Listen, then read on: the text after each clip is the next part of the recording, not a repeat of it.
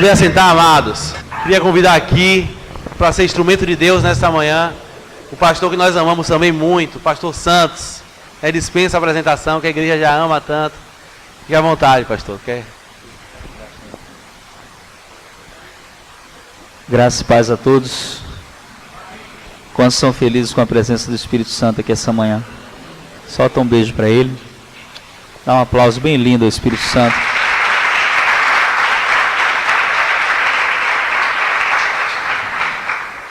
Eu orei muito para estar aqui hoje de manhã. Sempre que vem a gente ora, né? Mas dessa vez eu orei mais.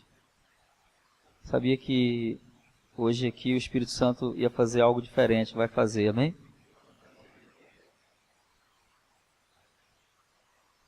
A nossa vida em Deus, ela é construída de momentos de sucessos e momentos de fracasso. E o importante não é o sucesso ou o fracasso, mas como nós nos comportamos quando isso acontece. E eu sei que esse tem sido um tempo de luta para a igreja. Não é verdade? Acho que não só para a Lírio dos Vales da Barra, mas para o Ministério Lírio dos Vales como um todo. Tem sido um tempo de muito ataque. Estava conversando com o pastor Rogério na segunda-feira, antes dele viajar para os Estados Unidos, dizendo para ele que uma das alegrias do meu coração é saber que eu cheguei na Lírio dos Vales na hora certa. E saber que eu não estou aqui por vontade própria, mas que eu sou resultado da oração de muitas pessoas, lá da Pituba, alguns aqui da Barra. E chegar em momentos como esse em um ministério é muito oportuno, porque é muito bom quando você chega no ministério que está tendo sucesso. que está tudo indo de vento em popa.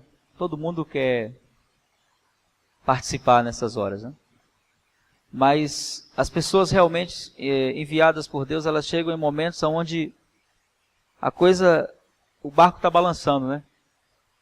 E a coisa está tomando um rumo que não era o que Deus queria, mas Deus é poderoso para reverter, porque Ele não perde o controle nunca, amém? Há um provérbio que eu sempre uso quando a minha vida passa por momentos difíceis, que eu digo assim, que quando tudo for de mal a pior, confiemos na soberania de Deus, Ele permanece no controle. Amém? E eu sei que, como igreja, esse é um tempo de amadurecimento para vocês, de crescimento. Porque cada situação que acontece dentro da igreja, ela tem um propósito. Nada no reino de Deus é desperdiçado. Na economia do Senhor, tudo se aproveita. Tudo. E a palavra que eu quero ministrar nessa manhã está em João capítulo 21. Vocês conhecem o texto. É um dos textos que eu mais gosto, que fala de recomeço, de restauração. O texto talvez que mais me inspire em toda a Bíblia, porque é um texto que mostra como Jesus nos trata quando nós pensamos em desistir. Ou quando nós pensamos em voltar atrás por conta de uma situação de fracasso na nossa caminhada com o Senhor. Eu tenho muitos amigos no ministério, muitos filhos na fé, muitos discípulos. Pessoas que me conhecem desde que eu comecei no meu ministério. Eu comecei muito novo no ministério, eu comecei com 17 anos e eu fui pastor. Estou há mais tempo como pastor do que parece. Eu tenho só 35 anos, apesar de parecer ter mais, os cabelos já estão ficando brancos. Digo que é o cuidado pela igreja do Senhor e vai fazendo a gente parecer mais velho. Mas eu só tenho 35 anos. Desses 35, 17 deles como pastor. E na minha vida como pastor, eu já tive vários momentos. Momentos de muito sucesso, momentos de fracasso, momentos de queda, momentos de que eu me sentia sozinho, momentos que eu me sentia no meio de uma multidão.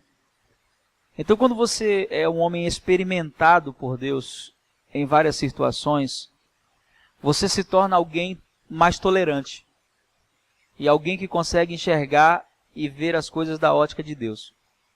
O nosso grande problema quando somos novos na fé, ou quando não temos uma experiência de caminhada com o Senhor, é que nós sempre achamos que o momento define a história.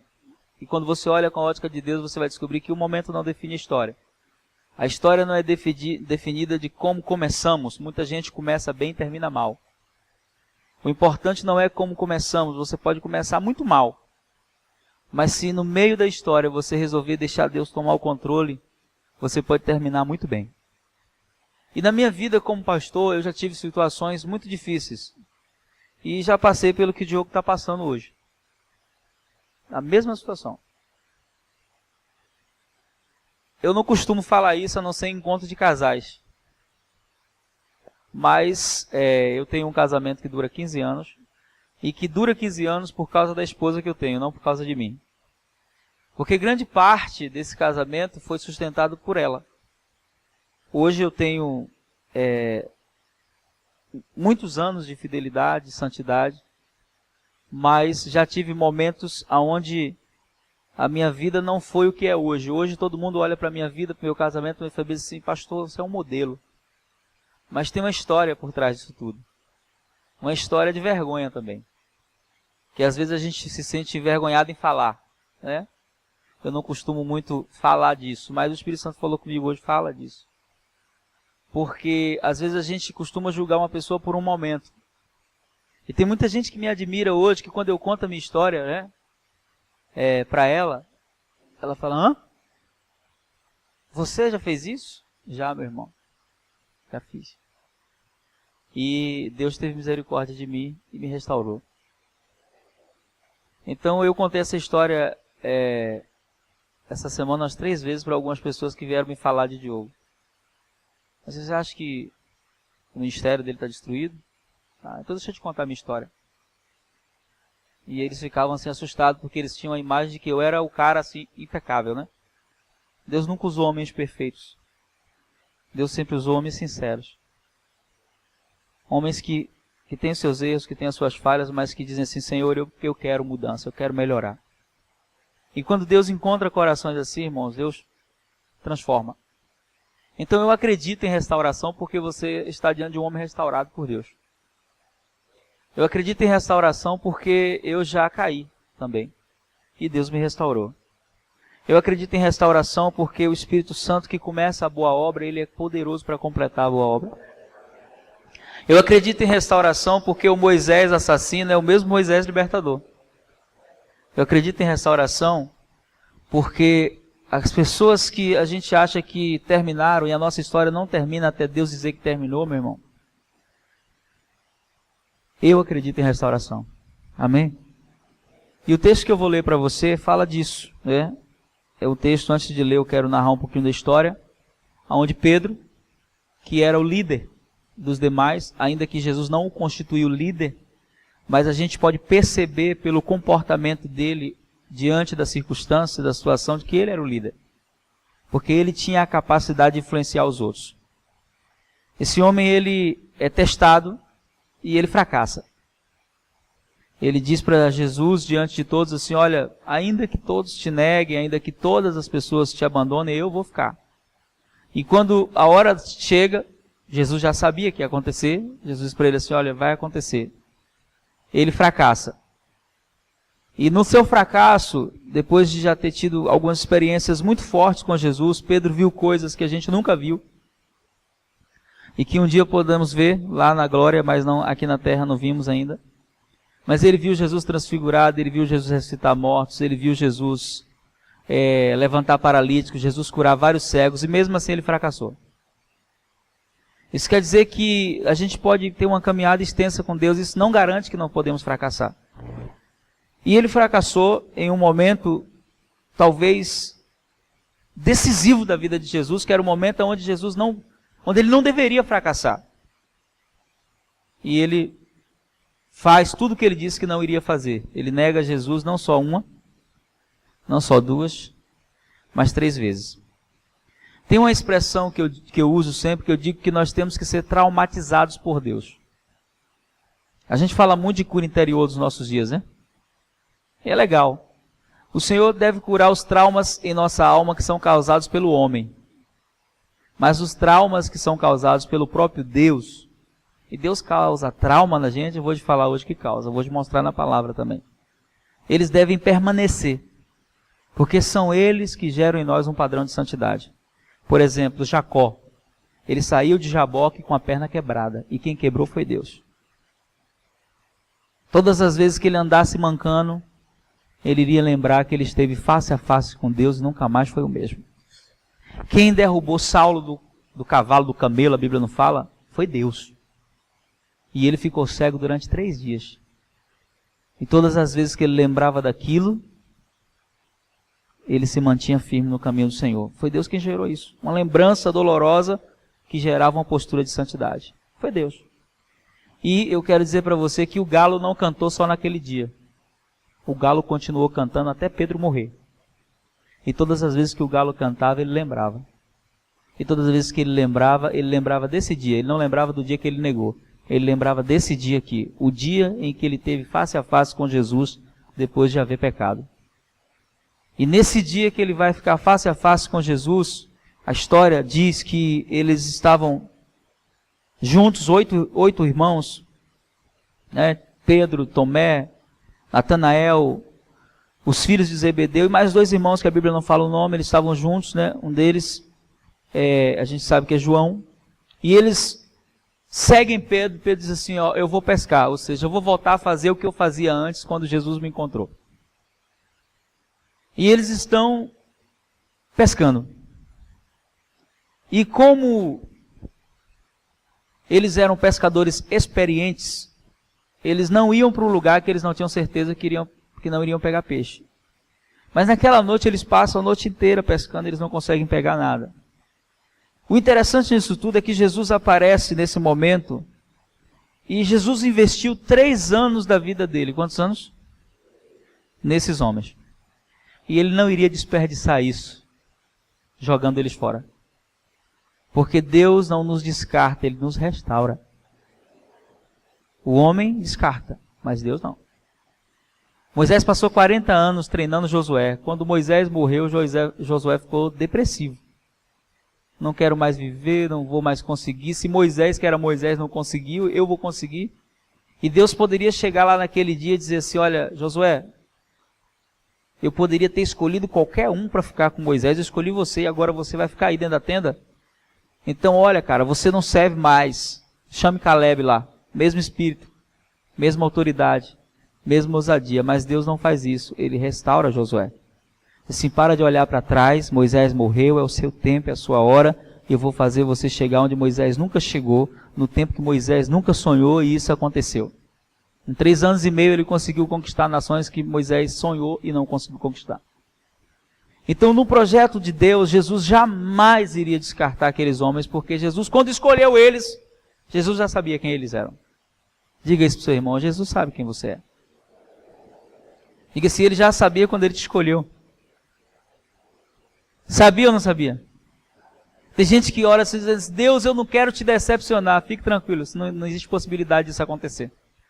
Ele já sabe quem você é. Ele não tem expectativa nenhuma em relação a você, a não ser a expectativa que ele tem no Espírito Santo de fazer em você aquilo que ele sabe que o Espírito Santo é poderoso para fazer. Então, Jesus, quando escolheu esses homens, Jesus já sabia o que eles eram. Jesus já conhecia a história deles. Jesus já sabia a natureza deles. Jesus sabia quem era corajoso. Jesus sabia quem era medroso, quem era incrédulo, quem era ganancioso. Jesus sabia tudo. Mas Jesus não escolhe pessoas perfeitas, Ele escolhe pessoas que estão dispostas a serem trabalhadas por Ele. E quando Jesus chega nesse momento, nesse lugar para encontrar com esses moços, eles estão pescando em alto mar e de repente eles olham lá na praia e está Jesus lá. Eles ainda não identificaram que é Jesus. E Jesus os convida. Aí eles estão lá, Jesus pergunta, vocês pegaram alguma coisa? Disse, não, pegamos nada. Então joga do lado de cá. E eles obedecem, depois a gente vai ler a história.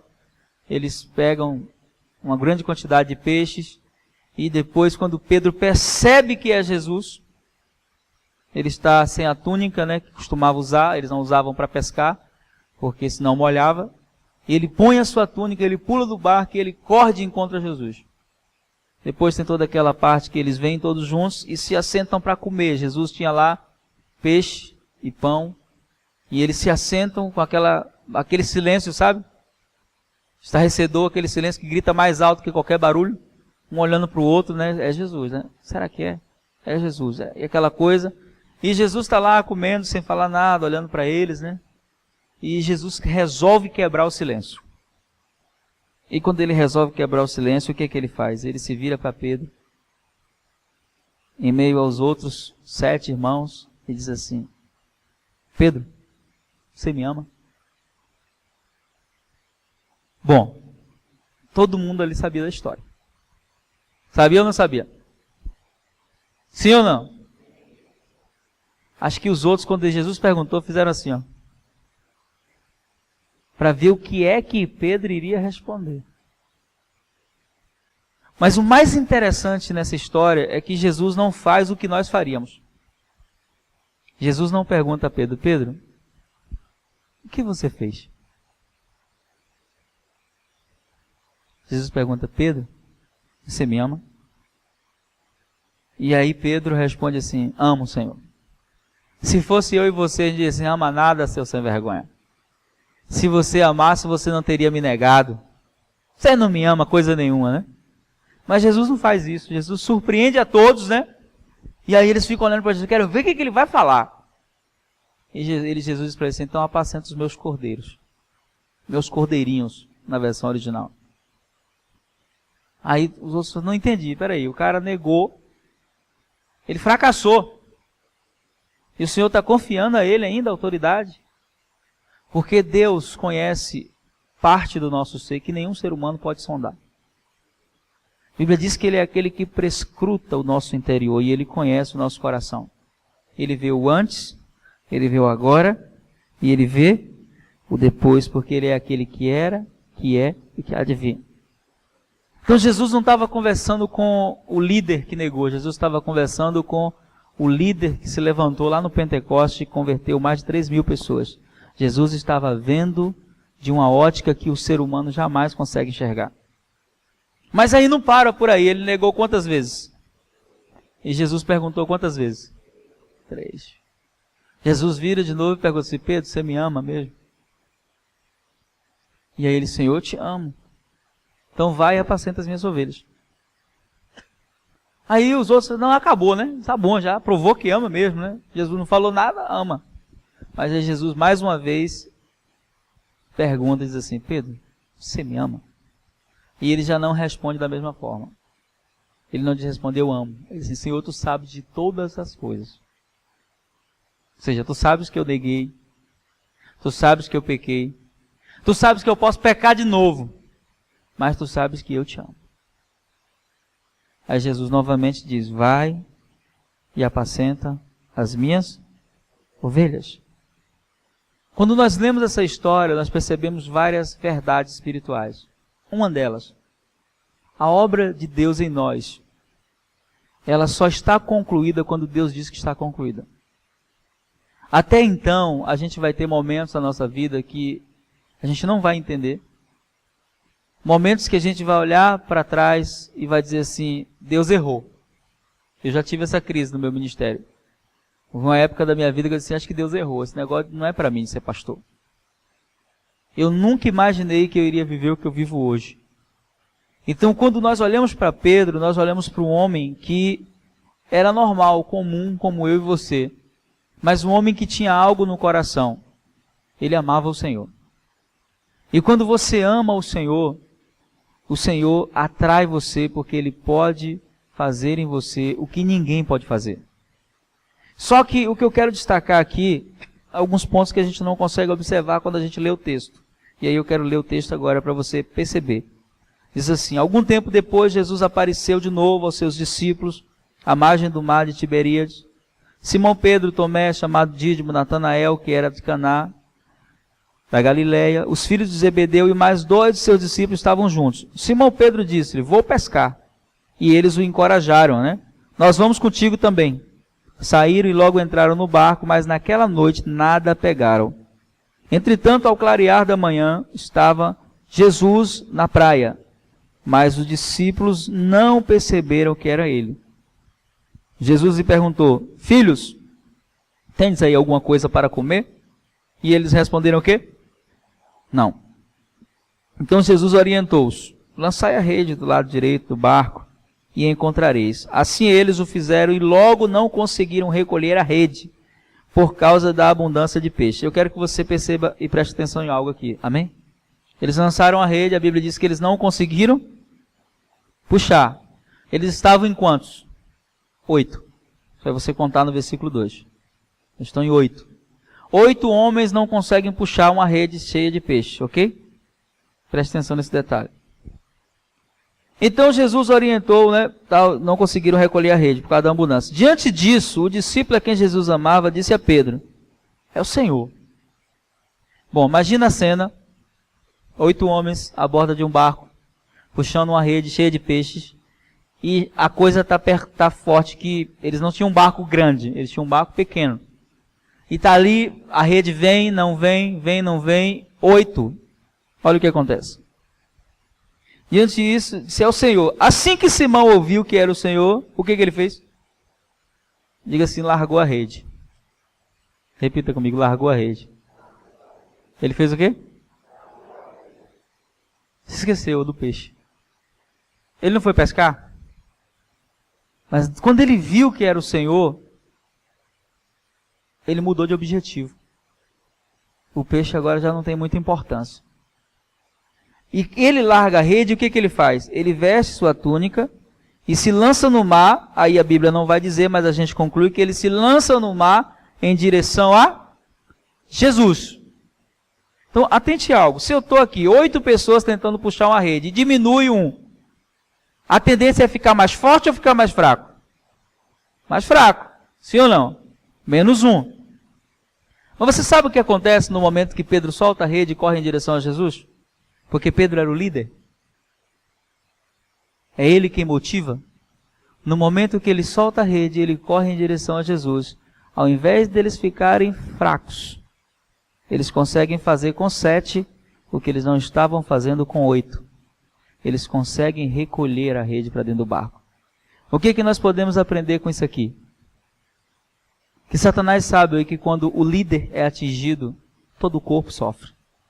Mas quando o líder se corre em direção ao mestre, até aqueles que não estão conseguindo na sua força, são fortalecidos por conta da unção que é liberada e que traz restauração. Amém? Então eu quero liberar uma palavra profética nessa manhã sobre essa igreja. É um tempo onde vocês vão conseguir fazer em meses o que vocês não conseguiram fazer em anos. Por quê? Porque a atitude do líder define o resultado que os outros vão ter. Então ele corre em direção a Jesus. Os outros discípulos vieram no pequeno barco, arrastando a rede com os peixes. Não conseguiam com 8, agora já conseguem. Pois estavam longe da praia. Eles estavam onde? Pois não estavam longe da praia, senão uns 200 côvados, aproximadamente 100 metros. Então assim que saltaram em terra e viram ali uma fogueira, o peixe, sobre o barco, e um pouco de pão, né? Que acontece toda a situação que eu narrei. Eles estão ali, e aí Jesus faz todo aquele confronto, né? E traz toda aquela situação. Olha só o que acontece. Jesus lhe pediu, traga aqui alguns peixes que vocês acabaram de pegar. Preste atenção o que Jesus faz. Jesus faz um pedido. Primeira pergunta de Jesus no começo. Vocês têm alguma coisa para comer? E ele responde o quê? Não. Mas Jesus tinha provisão, amém? Porque ele sempre tem provisão. Aqui, Jesus pede para eles. Jesus diz assim, vem cá, vocês podem trazer alguns peixes dos que vocês acabaram de pegar? Vocês podem trazer para mim? Pedro, o mesmo que saiu do barco correndo, se levanta sozinho. Preste atenção nisso. 8 homens não estavam conseguindo puxar a rede. Não é assim? Ele agora se levanta só e vai em direção ao barco. E olha o que acontece. Simão Pedro entrou no barco e arrastou a rede para... Arrastou sozinho? O que havia acontecido com Pedro aqui? Ele havia sido restaurado por Jesus. Quando Jesus faz as perguntas para ele, Jesus já tinha tocado nele. A força que ele havia perdido por conta do pecado. Porque se você for olhar de forma lógica aqui, é impossível que 7 homens não estão conseguindo fazer, 8. Um consegue fazer sozinho. Olha só, ele arrasta a rede até a praia. E ela estava o quê? Cheia. Com 153 grandes peixes. E mesmo com tantos peixes, a rede não se rompeu. E aí Jesus começa o tratamento. Mas antes de Jesus confrontar Pedro, Jesus fortalece ele. Porque quando Deus toca em nós, ou quando Ele mexe na nossa ferida, não é para nos matar, é para nos curar. Então quando Jesus chama eles, que aí eles vão tomar o café, que eles vão fazer aquela refeição pela manhã, já está amanhecendo o dia, que Jesus pergunta para Pedro, você me ama? Isso aqui já aconteceu. Então eles já não estão olhando mais para Pedro da mesma forma que eles estavam olhando quando Pedro desceu do barco. Quando Pedro desceu do barco, Pedro era um fracassado. Mas quando ele volta, depois de estar com Jesus, ele volta restaurado. Ele é o mesmo líder. A força que ele tem agora é uma força sobrenatural. Então quando Jesus olha para ele e diz assim, você me ama, Pedro? Jesus já tinha tocado nele. Já tinha tocado de uma forma sobrenatural. Então quando ele responde assim, Senhor, eu te amo, essa resposta na verdade é resultado daquilo que o Senhor já havia construído, porque Pedro não está olhando mais para a força dele, ele sabe que humanamente falando, ele não tinha condições de arrastar uma rede com 153 grandes peixes. Ele fez aquilo de forma sobrenatural. Jesus estava dizendo para Pedro naquele dia, a partir de hoje, Pedro, não é mais na força do seu braço, é no poder da minha presença, e você vai conseguir fazer o que você nunca conseguiu fazer. Mas essa situação toda acontece depois de uma situação de fracasso. Não é depois de 40 dias de jejum que Pedro consegue fazer isso. Não é depois de um período no monte como Moisés, é depois de uma situação de fracasso. Isso quer dizer que quando Deus quer fazer algo em nossas vidas, irmãos, Ele pega você em qualquer parte da sua história e Ele recomeça do ponto aonde parou. E quando Ele recomeça, Ele traz uma bênção sobrenatural. Porque uma das coisas que Satanás mais faz para fazer as pessoas pararem quando elas pecam, ou quando elas cometem algum erro, é tentar gerar nela uma sensação de fracasso, uma lembrança dolorosa. Você quer ver um exemplo? Muita gente tem lembranças dolorosas na alma. Um exemplo. Quem aqui já quebrou o pé? Adulto. Como adulto já quebrou o pé.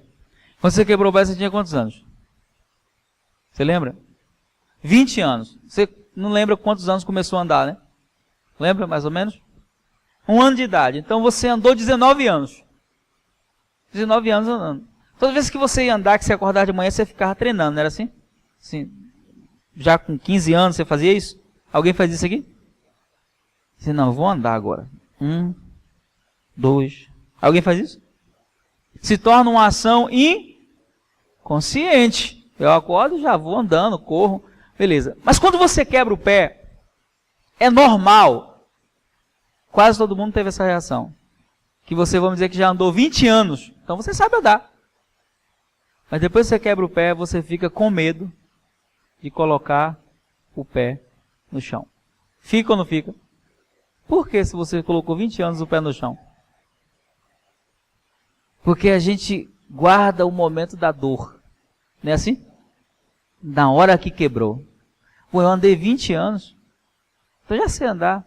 Mas quando a gente tira o gesso e coloca o pé no chão e ainda dói um pouquinho, a gente fica com medo, né? Esse medo acontece muitas vezes na vida espiritual de muita gente. Que andou com Deus, que caminhou com o Senhor, de repente aconteceu uma situação de fracasso. E aí quando ela tenta recomeçar, toda vez que ela tenta recomeçar, essa sensação de dor vem no coração dela, de medo, que Deus quer que seja retirado. Porque o mesmo Deus que fez você andar quando era criança, é o mesmo Deus que pode restaurar e fazer você andar muito mais rápido e fazer você recomeçar. E muita gente não entende isso, porque olha para as pessoas e diz, não, quebrou o pé já era, acabou. Não, meu irmão. Há sempre um recomeço quando nós estamos no Senhor, amém? A Bíblia narra uma situação de recomeço, que para mim é uma das mais fantásticas também, que é a situação de Ruth e Noemi. Um erro cometido pelo marido dela, que foi abandonar Belém e descer até as terras de Moabe no momento da fome. E esse erro custa a vida dele, dos 2 filhos, e só fica ela. Uma mulher que ninguém quer acreditar. É fácil você acreditar em alguém que tem alguma coisa para te oferecer. Sim ou não? Mas você querer caminhar com uma mulher que não tem nada? Não tem nada para oferecer? A verdadeira aliança, ela nasce debaixo de uma única expectativa. O Senhor.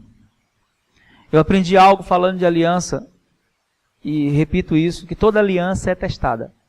Toda aliança. Pode ser aliança do casamento, pode ser uma aliança ministerial, pode ser uma aliança de amizade. E ela só é verdadeira se ela passar pelo teste. Depois que ela é testada.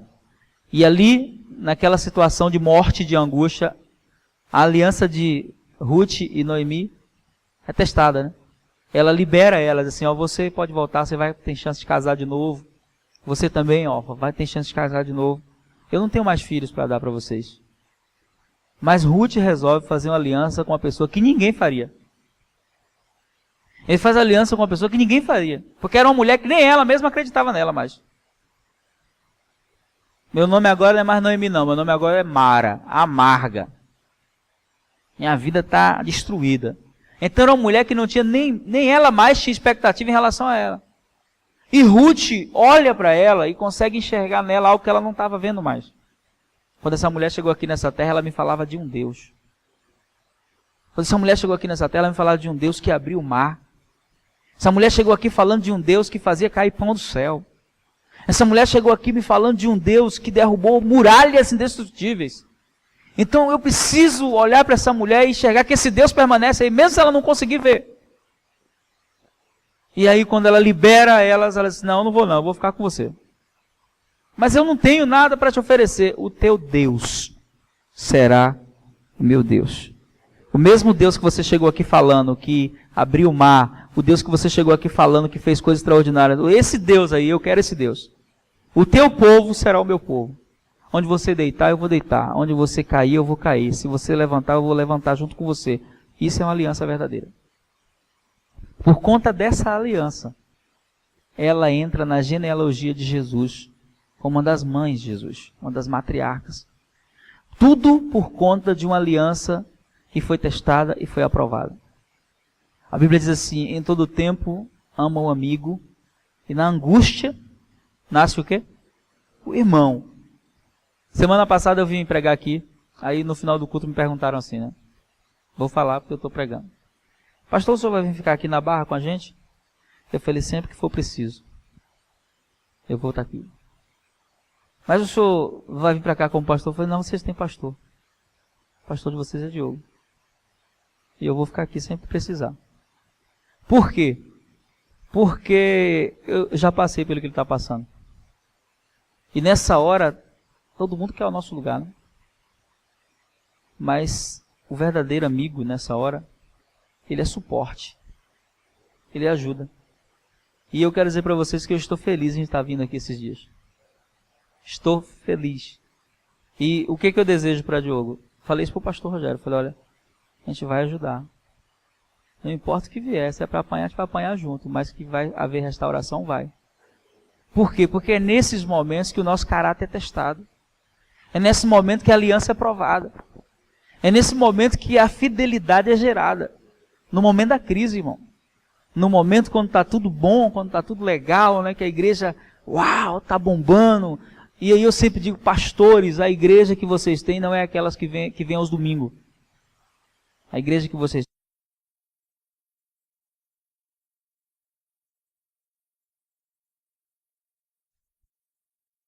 não importa o que aconteça. Essa é a igreja de Jesus. E quando nós entendemos isso, nós olhamos para Pedro, nós olhamos para Noemi, e nós vemos que todas as pessoas de Deus passaram por momentos difíceis, mas elas sempre foram amparadas pelo Espírito Santo. Então eu quero dar uma palavra para vocês como igreja nessa manhã. O que Deus tem para fazer só é anulado se vocês quiserem. Porque se vocês se colocarem dentro do que Deus quer, o que Deus tem para fazer pode ser muito maior. Porque Deus nunca perdeu, nem quando a gente cai, Ele perde. Ele sempre tem um plano melhor. Romanos capítulo 14 diz que o Senhor é quem mantém de pé e Ele quem permite que caia.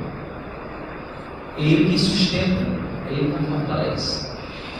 Então existem situações na nossa vida onde a nossa fé é testada, onde o nosso coração é colocado à prova. Às vezes a falha do meu irmão é um teste para ver a minha postura. Tem uma música do Sérgio Lopes,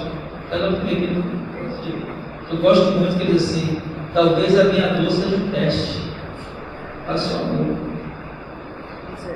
Então eu tenho que te ajudar, porque a mão que hoje você ajudar a levantar, amanhã, né, pode ajudar você. Se a pessoa vai aprender a amar, e amanhã pode olhar para você e levantar você. Então, igreja do Senhor, esse tempo da vida de vocês é um tempo de aprendizado, hein? Porque muitas pessoas vão entrar aqui feridos. Igreja é um lugar de receber feridos. Tem um amigo meu que é pastor no Rio de Janeiro, ele tem um programa de rádio, eu gosto muito do que ele fala. Ele diz assim, venha para cá, porque aqui os seus problemas são bem-vindos. Porque a igreja é um lugar de cura, né? Em todos os âmbitos que você imaginar. Então, quando nós olhamos para essa história de Pedro, nós olhamos para Jesus aqui, a postura de Jesus é a postura de alguém que acredita no que faz. Porque Jesus, ele pode até dispensar alguém. Porque esse mesmo Jesus que diz para Pedro assim, apacenta as minhas ovelhas, no dia que ele prega um sermão duro, que todo mundo vai embora, ele vira para esses mesmos aí e diz assim, você também quer ir? Eles respondem, para quem? Nós iremos. Se só tu tens palavras de vida eterna. Então Jesus pode até dispensar a gente, sabe quando? Quando a gente não quer pagar o preço de obedecer. Aí sim. Mas não é por causa do pecado que ele vai jogar ninguém lá na cruz. Não é por causa de situação de fracasso, de vergonha, porque Deus é o Deus que reconstrói histórias. E se a gente analisar a história de José, por exemplo, a gente vai encontrar várias etapas da história de José que a gente não queria ser José, né? A gente só quer ser José no dia que o faraó chama ele. Eu, né? No dia que o faraó chama ele, a gente quer ser José pelo jeito. Aí sou eu. Mas ele foi para a cova, meu irmão. Ele foi para a prisão. Ele ficou distante da família. Ele foi vendido pelos irmãos. A gente não quer ser esse. A gente quer ser aquele, mas não existe aquele sem esse. Não existe, né, o depois sem o antes. E o antes pode não ser compreendido. José foi jogado na cova pelos irmãos. Sim ou não? Mas Deus escolheu ele de cova. Deus escolheu. Foi vendido a uma caravana, mas Deus escolheu a caravana. Porque a caravana era só uma carona. Ele chegar no destino que Deus tinha para ele. Mas vai dizer isso para José lá, algemado, andando. Só fica tranquilo, isso é só uma carona. Ele olhar para você assim, vou falar pelo amor. Aí chega lá, é comprado, mas Deus escolheu quem comprou. Lá aparece a mulher, se joga para cima dele, não era nem pombagira, ele era pomba física. E aí tenta agarrar o homem a todo custo, vai para a prisão. Mas Deus escolheu em que parte da prisão ele ficar. E lá, na prisão, Deus cumpre a obra. Vai dizer para ele lá na prisão, né? E lá na casa de Potifar, no melhor, no momento do mundo melhor, andava em tudo. De repente, no outro dia, porque a gente fala assim: você pode acordar na prisão, dormir no palácio, mas você pode também estar no palácio e acordar na prisão. José viveu isso, viveu os dois lados da história. A gente só gosta da parte de acordar no palácio, de acordar na prisão e dormir no palácio, né? Mas teve uma vez que ele estava já, não tem como, e no outro dia ele estava dormindo no chão. Então a vida com Deus ela é construída em situações que a gente não compreende, né? Então a gente tem um defeito, né? Que é o defeito de julgar, apontar o dedo. A gente gosta de fazer isso. Todo mundo a gente gosta. E aí eu quero encerrar dizendo uma história que eu li muitos anos atrás que mudou a minha conduta em relação a isso. Eu li essa história do livro de Kenneth Hagin, que o mais importante é o amor. Ele vem por ele, começo da minha fé. Ele conta a história que estava no congresso e um pastor havia pecado.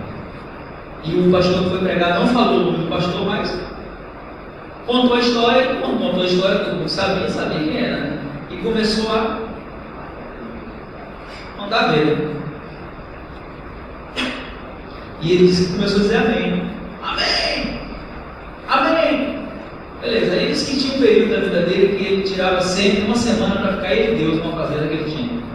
E aí quando ele chegou, foi para essa fazenda lá que ele tinha, estava lá sós com Deus.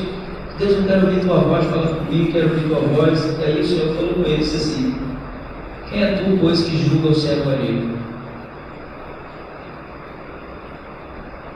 Aí ele, não entendi, Senhor. Aí o Senhor perguntou para ele: quem é tu, pois, que julga o servo alheio? E aí ele disse que lembrou da situação do rapaz, lembrou que ele disse amém. Falei: Senhor, mas não foi eu preguei a verdade, não? Aí o Senhor respondeu para ele: quem é, pois, tu que julga o servo alheio? Aí ele falou: vem cá, Senhor, mas ele pecou ou não pecou? Aí o Senhor: pecou. Mas ele é servo seu ou meu? Senhor, se ele é servo de alguém, ele é servo dele. Então quem é, pois, tu que julga o servo alheio? Esse texto que eu estou falando está em Romanos, capítulo 14. Versículo 4. Quem és tu que julgas o servo alheio? É para o seu Senhor que ele está em pé ou cai, e permanecerá em pé, porque o Senhor é capaz de o sustentar. Algumas versões dizem assim: é capaz de o restaurar. E aí ele falou algo que naquele dia eu nunca mais esqueci. Ele disse assim: depois desse dia eu aprendi uma lição. Se eu não posso acender a luz de alguém, também eu não vou jogar para ele. Porque o servo não é meu, é o Senhor. E Deus trata dos seus servos. Se você é servo de Deus de fato, vai ser tratado E a disciplina do Senhor vem, meu irmão. A disciplina dos homens pode até ajudar, mas é de Deus que corrige. É de Deus que trata, é de Deus que ajusta, é de Deus que traz orientação. Então, entender isso não é fácil. Eu acho que a gente só consegue entender quando a gente começa a amadurecer. Mas é preciso. Por quê? Porque às vezes a gente quer fazer isso que o irmão quis fazer. A gente quer dar opinião, a gente quer...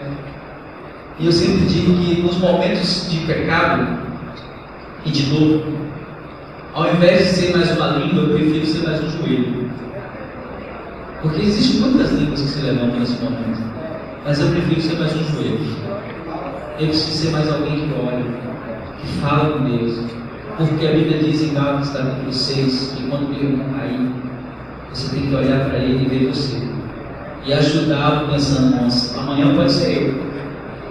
Porque todos nós somos falhos e ainda estamos em construção. Amém? Amém. E diga assim para o seu irmão, meu irmão, ninguém tem o direito de julgar uma obra que ainda não está completa. Então você tenha paciência comigo. A obra não está completa ainda. Amém? Então quero que vocês guardem essa palavra no coração de vocês e eu creio que grandes coisas estão por vir. Grandes coisas Deus vai acontecer. Eu estou feliz por chegar no tempo da crise. Porque o tempo da honra vai ser muito mais do que você imagina. Porque Deus é poderoso para fazer infinitamente mais. Amém? Deus é capaz de fazer essa hora.